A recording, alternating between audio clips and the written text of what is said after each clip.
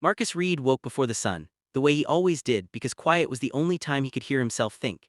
His apartment sat above a small bakery that smelled like warm bread by 5 in the morning, and the hum of delivery trucks below had become part of his internal clock.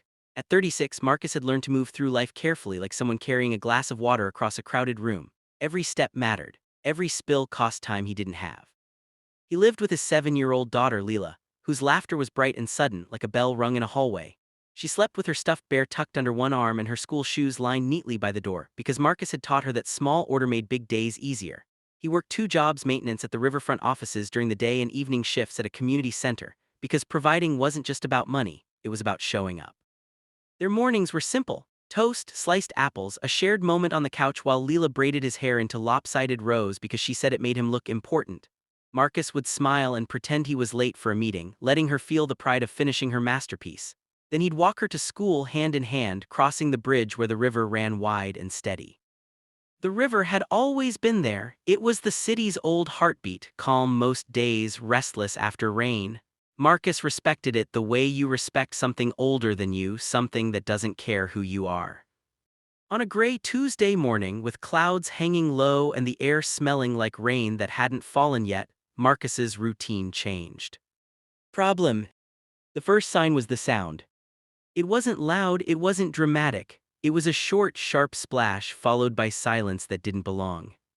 Marcus had just dropped Leela at school and was cutting across the bridge toward the riverfront offices. He stopped, he listened, he leaned over the railing.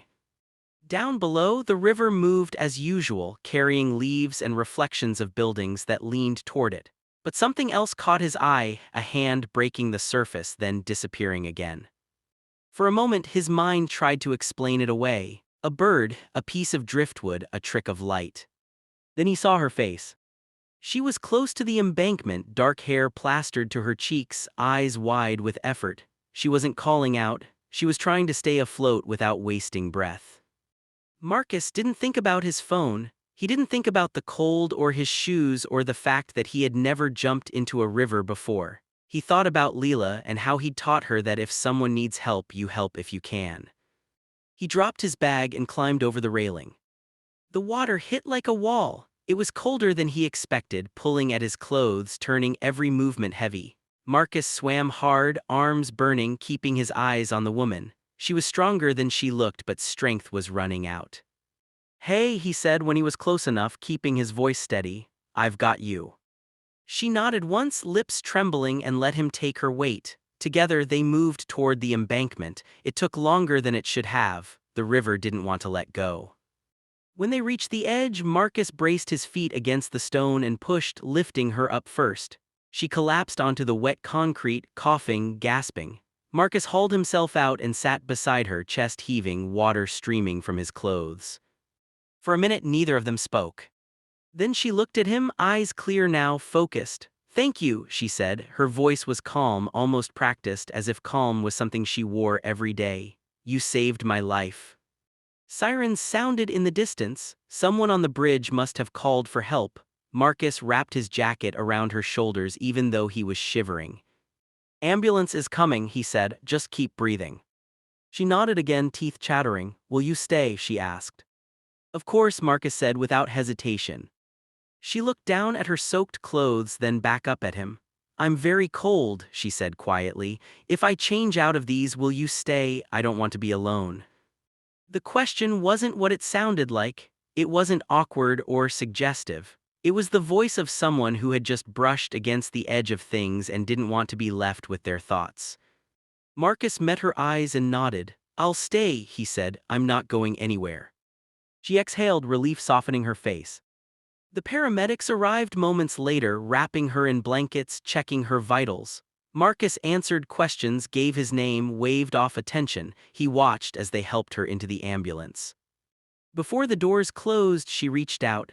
"I'm Eliza Hart," she said. "Please come by the hospital later. I'd like to thank you properly." Marcus hesitated. He had work, he had Leela, he had a life that didn't leave much room for detours.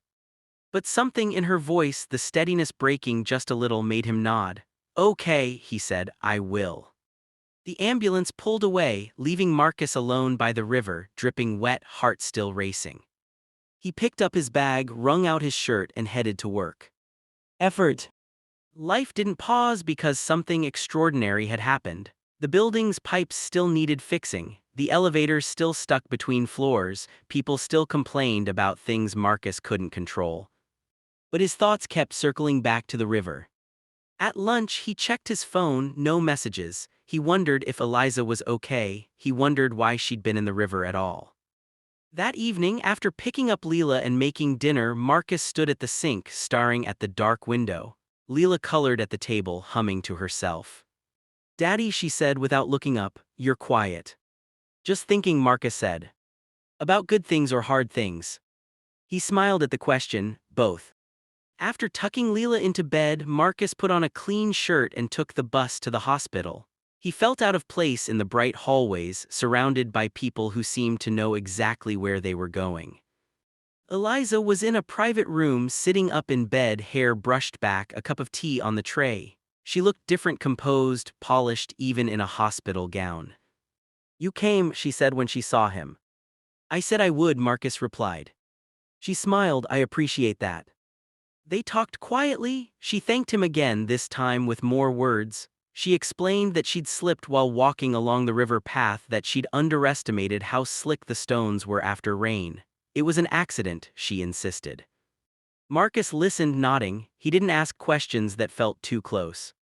Before he left, she said, "I owe you more than a thank you. I'd like to meet again once I'm discharged. Lunch, maybe." Marcus hesitated again, then he thought about how easily things could have ended differently. "Lunch is fine," he said. They met a week later at a small cafe near the river. Eliza arrived in a tailored coat, her hair neatly styled. Marcus arrived straight from work, hands rough, boots scuffed. She noticed the way he held the door for an older woman, the way he greeted the barista by name. He noticed the way people greeted her, respectful, attentive. Over soup and bread, she told him more about herself. She was 42. She ran a logistics company with offices across the region. She built it from the ground up after leaving a job that didn't fit who she wanted to be. Marcus told her about Leela, about his jobs, about the bakery smell in the mornings. He didn't mention how tired he was all the time. "You don't see yourself the way others do," Eliza said after a while. "What do you mean?" "You jumped into a river without thinking," she said. "That says something." Marcus shrugged. "It says I didn't want someone to drown." She smiled at that. As weeks passed, they kept meeting, sometimes for coffee, sometimes for walks along safer paths by the river. Eliza learned Leela's favorite color. Marcus learned about board meetings and deadlines that felt heavier than any physical work. But there was a gap between their worlds that neither of them ignored. Marcus worried about fitting into a life that seemed so carefully constructed. Eliza worried about leaning on someone who had already learned to carry so much. One afternoon, Eliza asked Marcus to come by her office. "I want you to see where I work," she said, "and I have a favor to ask." Marcus arrived at the building, glass and steel rising above the street. He adjusted his collar and stepped inside. Eliza met him in the lobby. "Thank you for coming," she said. They walked through open spaces and quiet offices. People nodded to her, deferred to her. Marcus felt the weight of it. In her office, she closed the door and turned to him. "I need someone I trust," she said. "I'm starting a community initiative, maintenance and safety along the river paths. I want someone practical, someone who knows the area." Marcus frowned. "Why me?" "Because you care," she said simply, "and because you know what it's like to be responsible for others." He thought about the extra hours, the balance it would require. "I can't quit my jobs," he said. "I'm not asking you to," Eliza replied. "I'm asking you to help me build something." Marcus agreed to think about it. That night he talked it over with Leela, who listened seriously and then said, "Daddy, you like helping people." He laughed softly. "I do." Turning point. The project began slowly. Marcus spent weekends walking the river paths, noting broken lights, loose stones, places where the railing needed repair. Eliza listened, asked questions, approved changes. They worked well together, but something else was growing between them, something careful, respectful. One cold evening, after a long day reviewing plans, Eliza looked tired in a way Marcus hadn't seen before. Not physical tiredness, something deeper. They sat in her office, city lights flickering on outside. "Do you ever get scared?" Eliza asked suddenly. "Of what?" "Of letting people see you when you're not put together." Marcus thought of the river, of the moment when control didn't matter. "Yeah," he said, "all the time." She nodded. "When I was in the river," she said quietly, "I realized how alone I was. I've built a life where I'm strong, capable, but strength can be lonely." Marcus didn't interrupt. "That day," she continued, "when I asked if you'd stay, it wasn't about clothes or embarrassment. It was about trust, about being seen when I couldn't manage everything." Marcus understood then what she had given him, a truth unguarded. "I stayed because you needed someone," he said, "that's all." She smiled, eyes shining. "That's everything." A week later, the initiative launched. New lights lined the paths, railings were reinforced, signs were posted. The river felt safer. At the small opening event, Eliza introduced Marcus to the crowd. "This project exists," she said, "because one person chose to act with kindness." People applauded. Marcus stood there, uncomfortable, proud. Later, as the crowd thinned, Eliza turned to him. "There's something else," she said. "I'd like you to consider a full-time role with benefits, a stable schedule." Marcus's first thought was Leela. "Think about it," Eliza added gently, "no pressure." That night, Marcus lay awake, listening to the bakery below. He thought about the river, about the way life could change in a moment. He thought about staying. Resolution. Marcus accepted the role. It wasn't easy at first, learning office systems, adjusting to meetings, trusting that he belonged in rooms that once felt closed to him, but Eliza didn't hover, she let him find his footing. Their relationship grew in small ways, shared meals, quiet conversations, moments with Leela that felt natural and warm. Eliza never tried to replace anyone. She showed up consistently, kindly. One afternoon, months later, Marcus and Eliza stood by the river, watching the water move. "It looks calmer," Marcus said.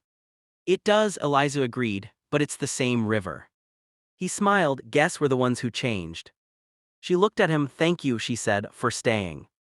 He nodded. "I'm glad I did." They walked on, side by side, not rushing, letting the future unfold at its own pace.